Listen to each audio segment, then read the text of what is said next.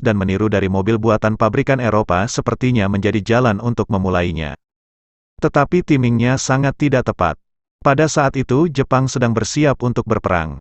Proyek ini terbengkalai dan Austin 7 versi Suzuki tidak pernah diproduksi massal. Meskipun begitu proyek ini memang bukan ide yang original, karena mobil pertama dari Nissan berdasarkan pada Austin 7. Setelah perang berakhir, diikuti oleh periode pembangunan kembali dan pemulihan ekonomi yang saat itu sangat tidak stabil.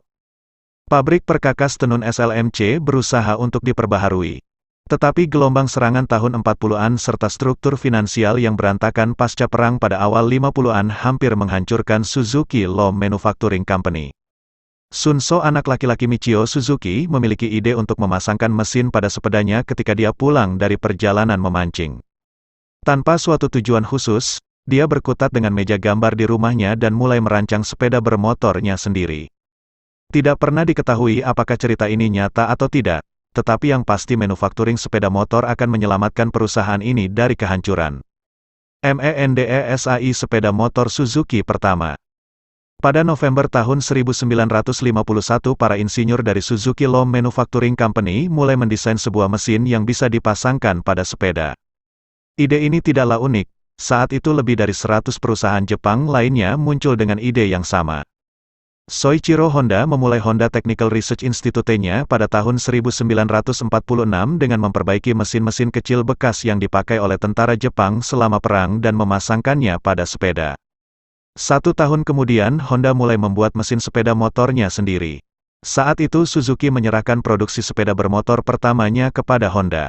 Sebelum mesin Power Free 36 cm3 dirilis, sebuah mesin prototipe 30 cm3, diberi nama Atom, telah dibuat oleh Suzuki. The Atom tidak pernah diproduksi massal. Kualitas yang tinggi dari sepeda motor Suzuki membuatnya berdiri kokoh dan membuat gebrakan besar di Jepang. Banyak dari ide-ide original dari anak Michio yakni Sonzu Suzuki sampai ke tahap produksi.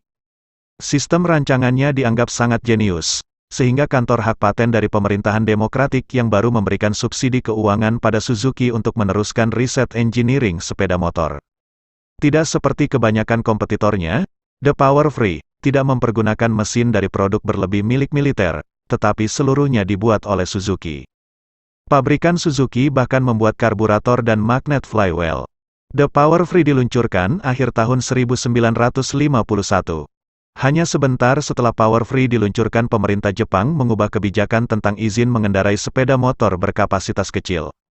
Suzuki dengan segera melakukan pengembangan sepeda motor baru dengan peningkatan kapasitas mesin menjadi 60 cm3. Ia juga menambahkan gearbox 2-speed pada produk sepeda motor mereka. Setelah The Power Free sukses di pasaran, pada tahun 1953 Suzuki Jidosha Kogyo memperkenalkan Diamond Free, yang merupakan pengembangan dari The Power Free. Pada tahun itu Suzuki memproduksi 6.000 sepeda motor per bulan dan berganti nama menjadi Suzuki Motor Co. Ltd. pada bulan Juni tahun 1954. Berawal dari pembuatan braket untuk mesin tempel pada sepeda buatan Suzuki pertama kali. Akhirnya pada tahun 1954, Suzuki mencoba membuat sepeda motor pertamanya dengan nama COLLEDA 90 cm3. Sampai dengan tahun 1960-an, tidak banyak yang dapat dilakukan Suzuki karena sedikitnya permintaan ekspor. Di tahun 1967, Suzuki meluncurkan T500 yang diekspor ke Amerika dan Inggris dengan nama Titan untuk USA dan Cobra untuk Inggris. Kemunculan T500 dinilai cukup sukses dan terus dikembangkan menjadi GT500 yang terus diproduksi hingga tahun 1977. Pada tahun 1971, Suzuki mengalami kegagalan di pasar dunia dengan meluncurkan dengan model GT750 atau Water Buffalo. Pada tahun 1976 GT750 dikembangkan menjadi GS750. Model GS750 ini cukup sukses dan sangat cepat menjadi populer.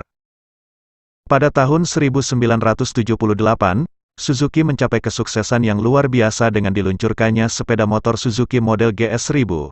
Kesuksesannya ini dipicu karena motor Suzuki model GS1000 ini memiliki frame yang terlihat lebih kokoh dibanding motor-motor lain saat itu. Hasil pengembangan GS1000 adalah GSX-1000i tahun 1980 dan GSX-1100 Katana di tahun 1982. Dengan model yang dikenal powerful, style yang modern, bodi ringan dan harganya yang sangat kompetitif, ini Suzuki mencapai sukses besar. Pada tahun 1986, kembali Suzuki membuat gebrakan dengan model andalannya GSX R750 dan GSX R1100 yang dikenal sebagai motor super cepat pada saat itu karena modelnya yang mengadopsi motor balap dan diperuntukkan pada jalan raya. Suzuki model GSX R750, sampai saat ini terus diproduksi sampai saat ini karena memiliki penjualan yang baik. Lain halnya dengan Suzuki model GSX R1100, produksinya di stop karena penjualan yang tak baik dan menyebabkan kerugian. Di tahun 1990-an, GSX R1100 kembali didesain ulang namun tetap kurang mencapai kesuksesan. Memproduksi Suzuki Hayabusa.